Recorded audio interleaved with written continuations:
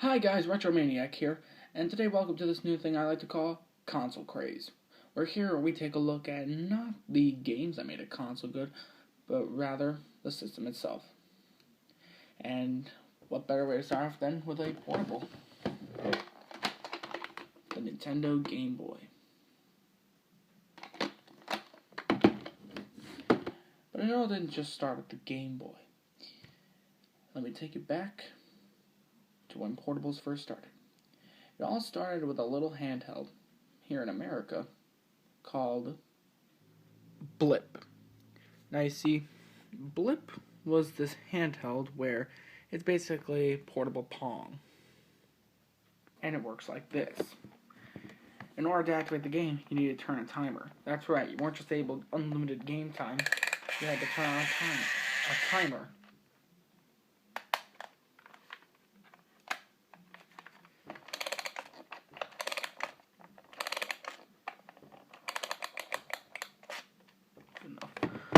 And strangely enough, it allows you to select one or two players.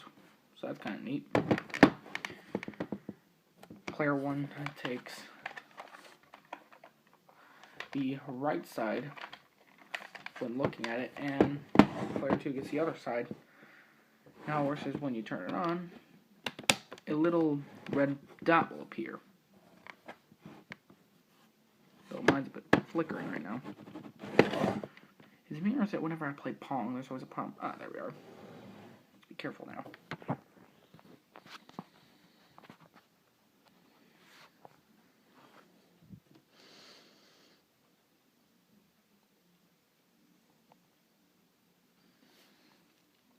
And when you play it, you gotta predict where the ball is gonna go before it hits there.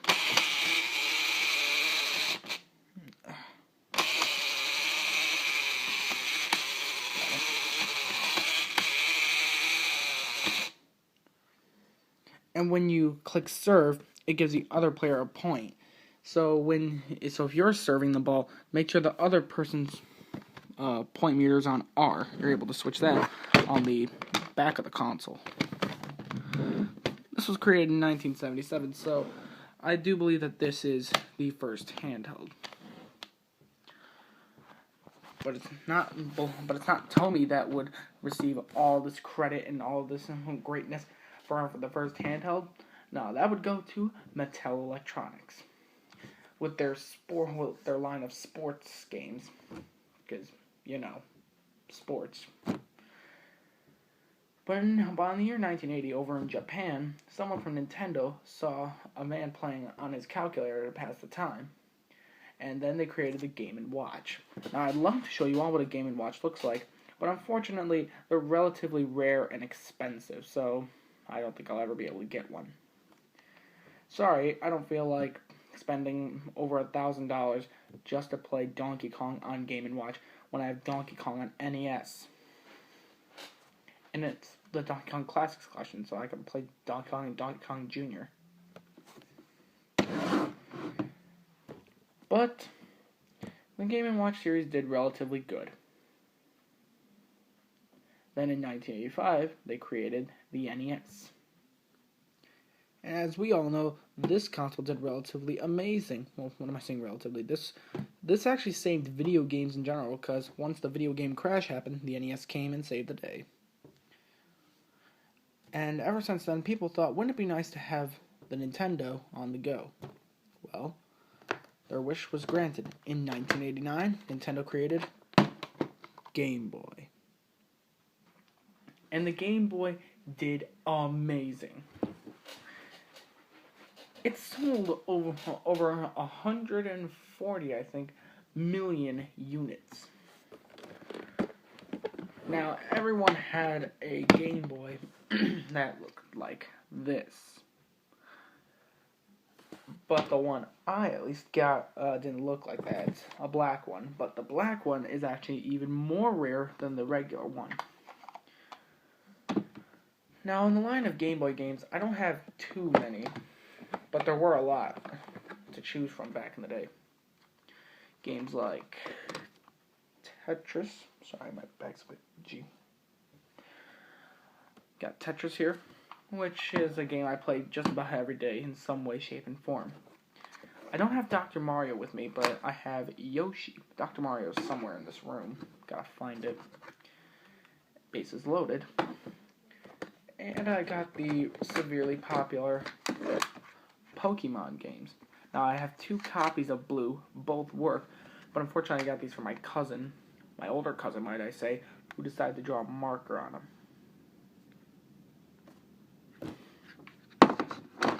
The other game I have here is just a copy of Donkey Kong Land 3, which he also drew a marker on. One game that I got recently for Game Boy is another Pokemon game, but it's the rare Pokemon Gold. Now, there is Pokemon Silver out there, and I'm looking for it, but I'm not really after it because get ready to start sending the hate mail. I'm not a big Pokemon fan. It doesn't mean I won't play it. It's just I'm not the biggest fan of it. It never really just was my cup of tea. I don't even like tea. Ugh. Along with this thing, or at least what I have, because, well, they just sort of took a bunch of Game Boy stuff and put it all together. Got some owner manuals and some game manuals. Like, we got a game manual here for Zoop, Vegas Stakes, and, of course, Tetris. And because of the Game Boy's great success, they decided to make a sequel to it. And what did they create? Well, that's simple. They created the Game Boy Color. The Game Boy Color also did great because created in 1998, and it did great as well because, well, many things. They got rid of the bigger design and went for a smaller design so that it can, fit easier in your pocket on the go. And unlike the original Game Boy, which needs 4 AA batteries, the Game Boy Color only needed 2. And the number one selling point, it was in color. Which has been a thing that everyone complained about the Game Boy since the beginning. I'll show you. Now, actually, before I keep going, there was a very cool thing released for the original Game Boy. Well, not for it, but it's the there it is. I'm sorry. Dr. Mario. And, yeah, the Super Game Boy. What they did was, they basically took an NES cartridge and took a Game Boy and put it in here. How it works is you just put it in your Super Nintendo, along with a Game Boy game, so Dr. Mario, yes. And you put it in and you could play Dr. Mario on the big screen.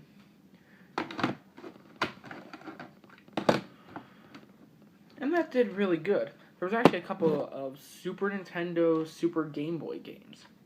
What that means is, like, the best way I can describe it is there's only really 2 that comes to mind. Donkey Kong and Space Invaders. Now, those 2 games, what you do, if you can play it on a regular Game Boy, but if you were to play it on the Super Game Boy, then in turn it would give you a lot of colors, which was kind of a cool thing. And that's really it. And I think better sound design, but overall that was really amazing back then, especially the Space Invaders one. Donkey Kong was relatively good. The gameplay, though, is phenomenal. If you see it, you should get it. Because Game Boy Color is able to play regular Game Boy games.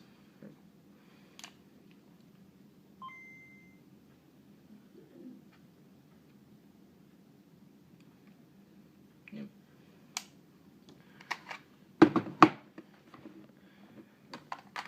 So yeah, with the regular Game Boy, well, as I was saying before I, went off track there, one main problem that everyone complained about, especially when Sega released their Game Gear,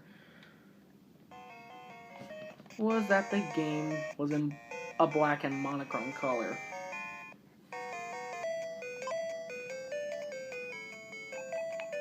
I'll see what the big problem is, though. It's still Tetris at heart. I'm probably doing terrible, ain't I?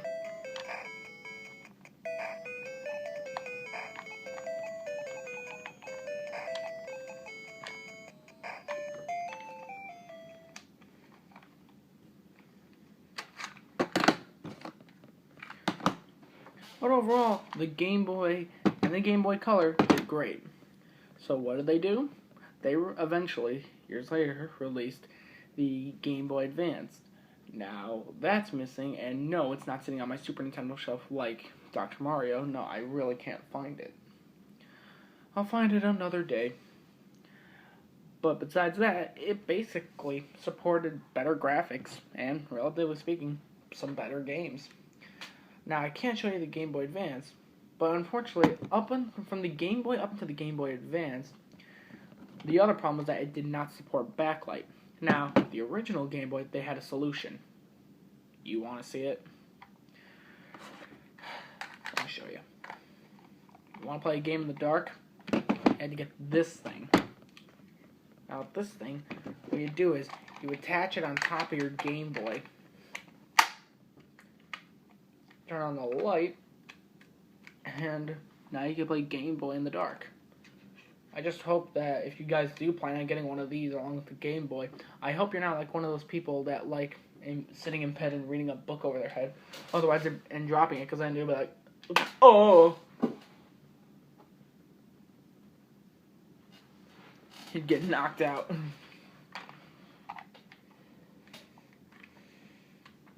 Okay, I'll take it off later. Well, wait. Let me tell all you hip kids these days something weird. Before the DS, back then, if you wanted to play games like connected, like to stay connected and play a game with your friend, you actually had to connect a wire to it. Now, I have the wire for the Game Boy Advance and such. This is a Intech one. Yeah, Intech. I have two silver cases over there from the Intech company. And, yeah, you'd have to connect Game Boys to each other.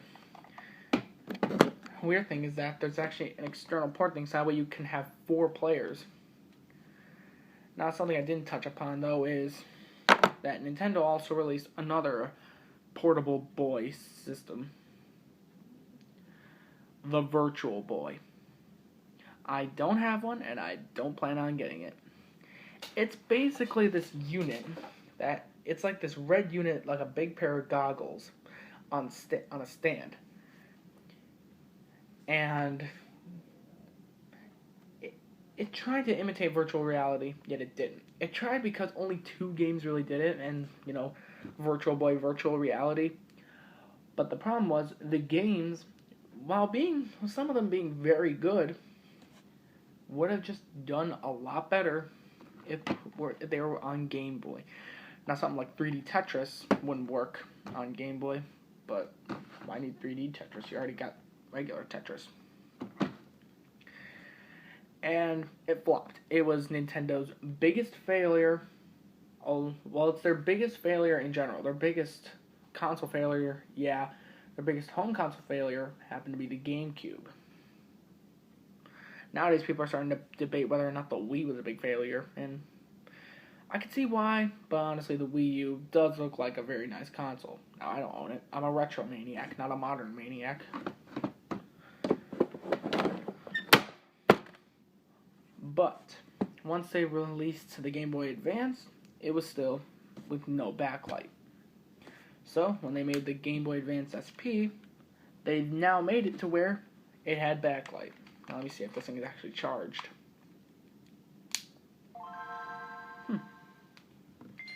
Now, unfortunately, some of the games I have around here are either very poor games or they're ports of NES games. So, on here I got Super Mario Brothers. It's pretty good. It's just Super Mario Brothers.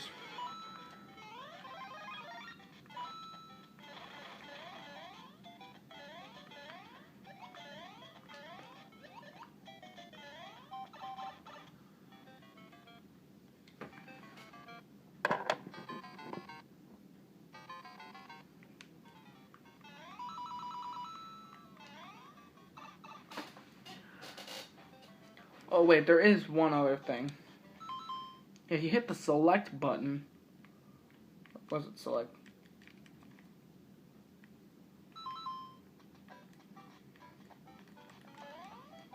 I don't remember.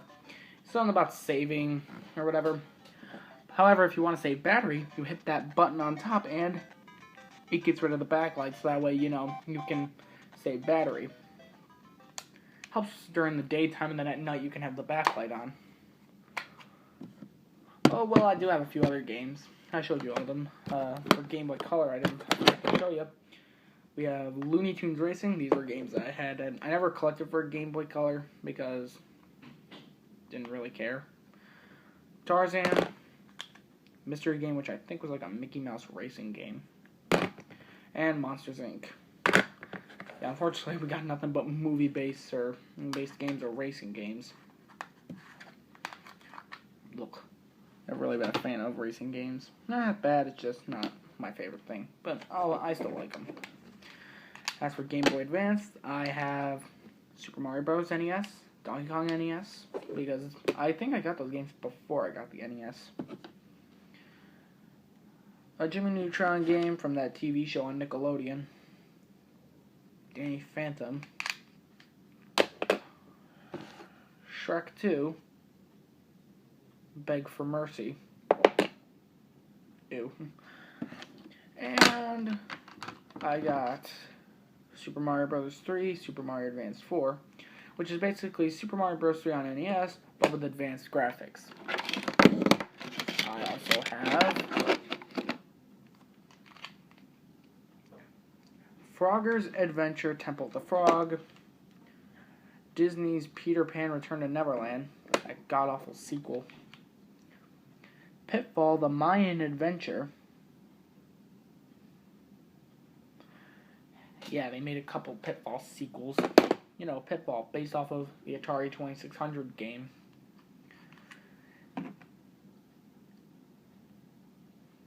Mystery Game. And Sonic Advance 3, which I guess was bought for $9.99. I don't know. All I know is I got some games for my family members.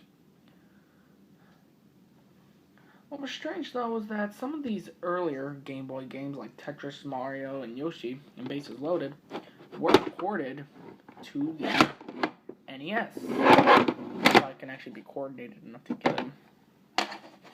See?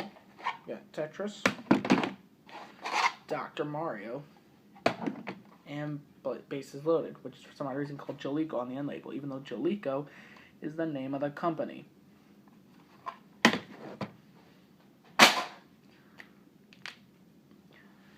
And the Game Boy Advanced and such had a couple accessories, like a car charger. Because, yeah, they finally got rid of the battery idea and decided to have an internal battery. And this thing, which, if I had the Game Boy Advance with me right now, I could show you. But basically, you connect it to it, and it's supposed to be a mirror, so that way you could see better, I guess. And I have a couple screen protectors that are over there. Then there's this thing for the Game Boy Advance SP.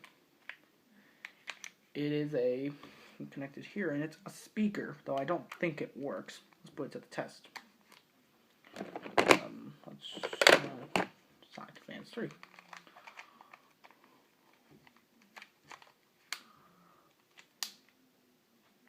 Alright, turn it on.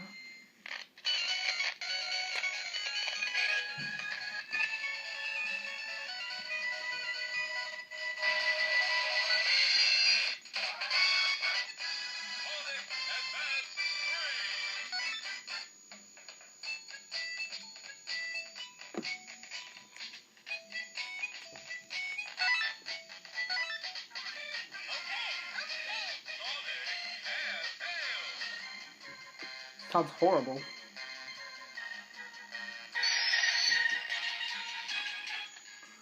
Forget this.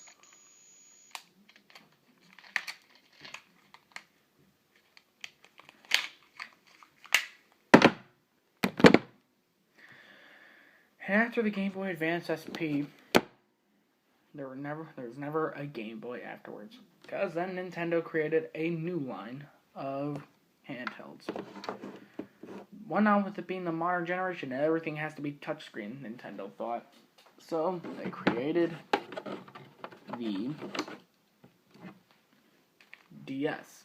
This is the DS Lite, which is just a slimmer, slicker model of the original. And yeah, DS of course stands for dual screen. And the cool part was that it had DS games, which weren't really, like cartridges. This is DK King of Swing. It had little cards. This is Sonic Rush, but it had cards rather than cartridges. But if you, with your old Game Boy games, you can plug them in and still play them. Now, I had a lot of DS games, but unfortunately, most of them are missing. But for some odd reason, I still have the cases. These games that I had were Shrek Super Slam. I hope that's the last movie-based game. Nope. Let's get rid of all the movie games. And Surf's Up, that weird movie about the surfing penguins. Because, I could just say that normally. Personal Trainer Cooking, Sonic Rush's Case, Mario vs. Donkey Kong, Miniland Mayhem, Pokemon Diamond, Mini RC Rally, the world's smallest car championship, Spyro Year of the Dragon, Year of the Dragon's on PlayStation, I'm sorry, Shadow Legacy, which is god-awful, Tony Hawk's American Skateland, Pokemon Pearl, Kirby Squeak Squad, which was a really good game, Nintendogs, and last but not least, New Super Mario Brothers. And of course, like everything else, it's missing.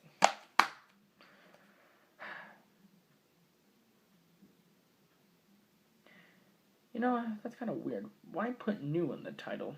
After, relatively speaking, after a year, a game is old, so... Yeah, now it's just called Super Mario Brothers. But wait a minute, if that's now just called Super Mario Brothers, then what do we call this Super Mario Brothers? Do we call it Old Super Mario Brothers? Or is this Old Super Mario Brothers? Because I wanted to put new in the title, so now it's old. But then in that case, wouldn't this be older? Or would this be old Super Mario Bros. Or would it be older Super Mario Brothers? I'm digging too deep into this. And nowadays, they eventually made the DSi, and then they made the 3DS. Which are really, really advanced. The DSi was, I don't really remember, because I didn't have one, my friend did. But the 3DS was... And I've seen it, and I've played it in stores, because, they have it hooked up, and, you're able to play it. I played it, and the games have gotten better. And the 3D aspect of it all is quite amazing. I have to give it that. What's happening next? I have no idea.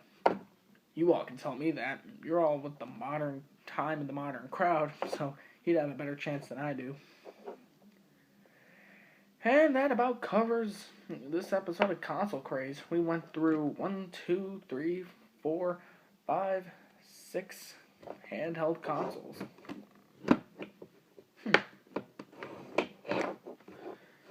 Now, hopefully, maybe one day Nintendo will go back to their Game Boy line. Maybe. But until next time, I'm the Retro Maniac. I hope you enjoyed this episode of Console Craze. Give me your thoughts. What other consoles would you like me to see me go crazy about? What other consoles? What other things? Give some opinions in the comments below. With that said, I'm the Retro Maniac, and I kind of want to play Tetris now. Wait a minute. I have Tetris on NES. What am I doing here?